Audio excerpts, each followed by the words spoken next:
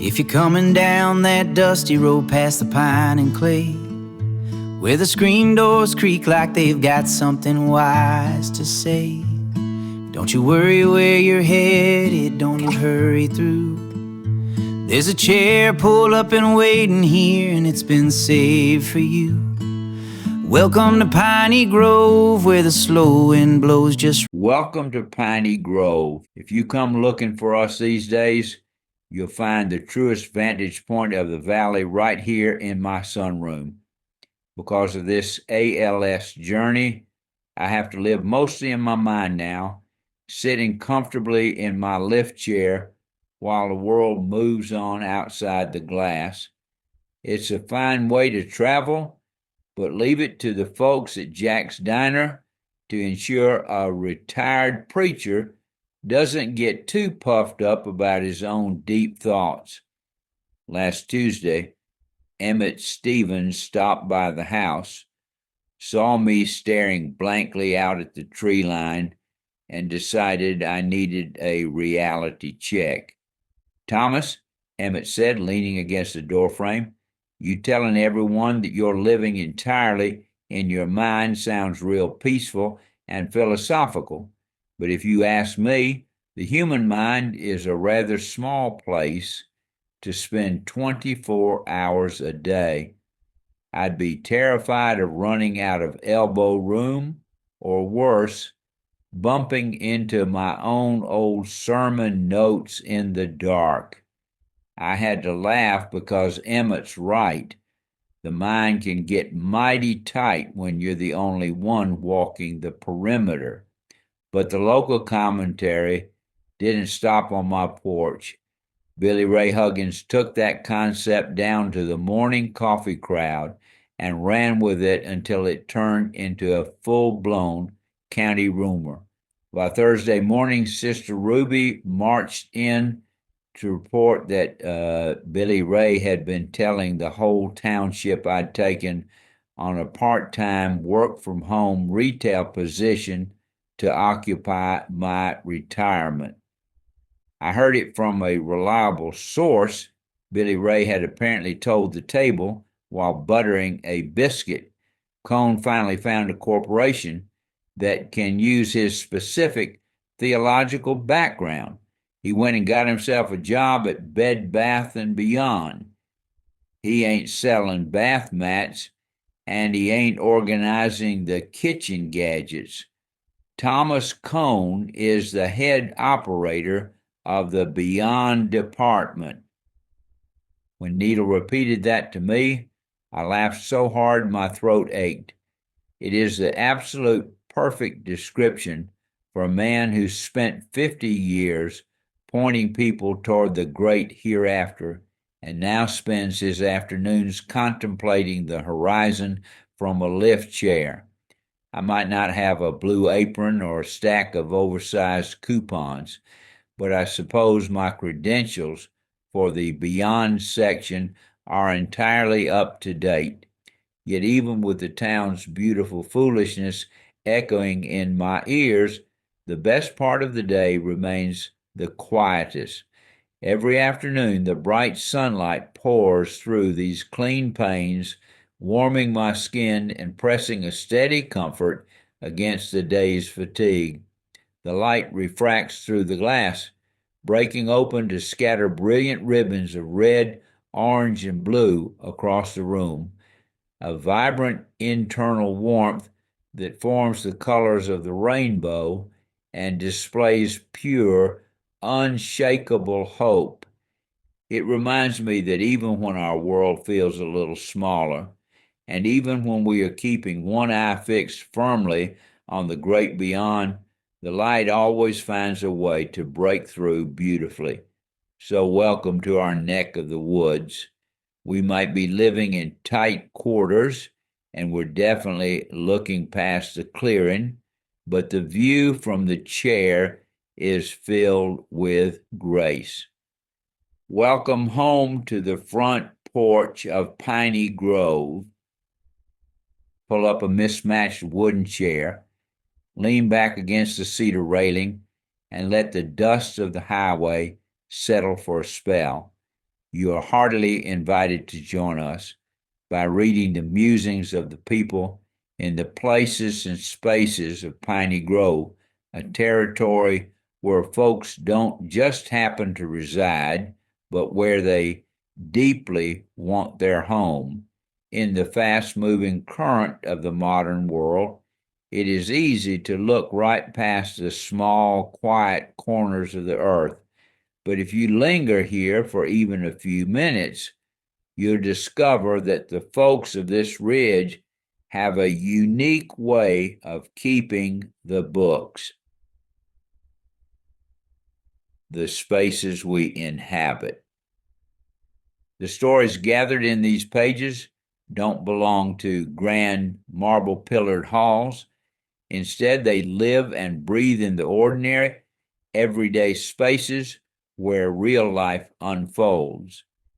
The corner booth at Jack's, where the county research department meets over buttered biscuits to untangle the town's latest theological and logistical riddles. The shade of the ancient white oak, where a poor tenant farmer breaks his dark rye bread and finds a wealth that bank vaults can't hold.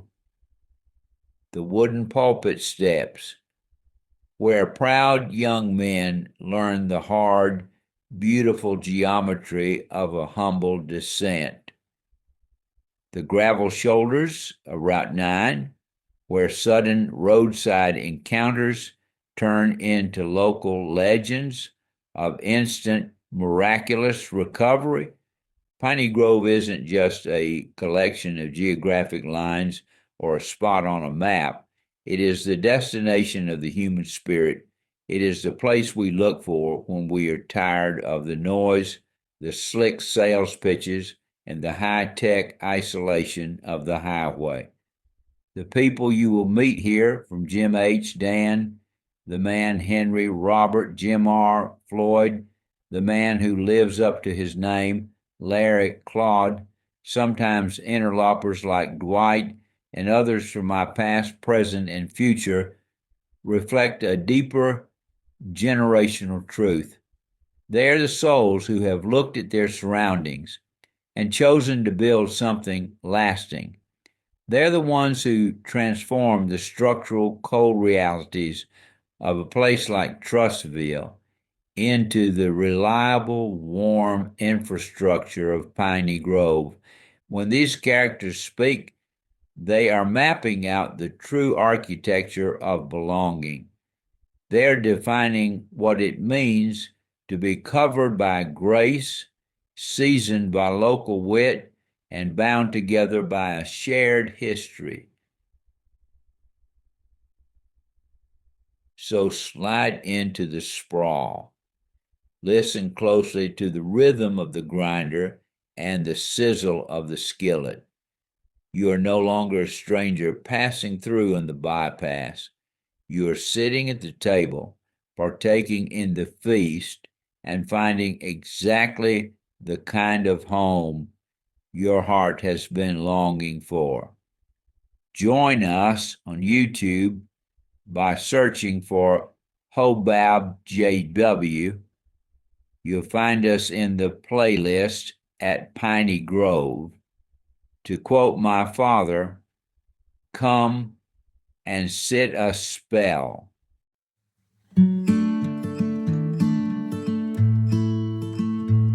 If you're coming down that dusty road past the pine and clay, where the screen doors creak like they've got something wise to say, don't you worry where you're headed, don't you hurry through. There's a chair pulled up and waiting here, and it's been saved for you. Welcome to Piney Grove, where the slow wind blows just right, where the coffee's strong at Jack's each morning, the talk goes on till night, where the laughter rolls like thunder and the grace runs deep and wide. You might come here as a stranger, but you won't leave that way inside.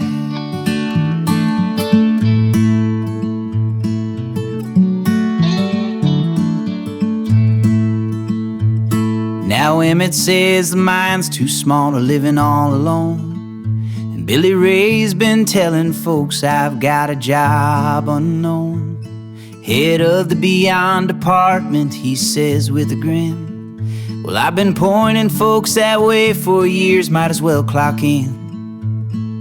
Welcome to Piney Grove, where the stories grow like vines, twisting truth and holy humor through the gaps between the lines, where Sister Ruby knows the news before it all begins, and every tall tale told in town somehow holds a little truth within. From the white oak shade to the pulpit stairs, from the roadside dust to whispered prayers, there's a light that breaks through every pain, turns our sorrow into colored rain. And even when the room feels small and the road ahead feels far, grace finds a way to fill it all right where you are. So sit a spell, don't mind the time, let the skillet sing its song. Hear the rhythm of a place where every soul belongs. You can search the world for finer things, chase the bright and new, but the heart you've been looking for might just be looking good too.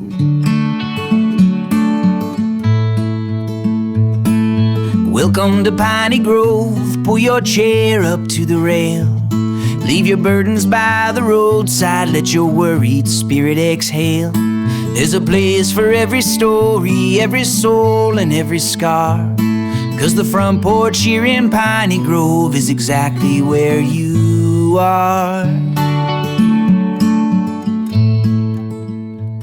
So come on in, don't pass it by, don't roam no more alone. You've just found your way to Piney Grove, and brother, welcome home.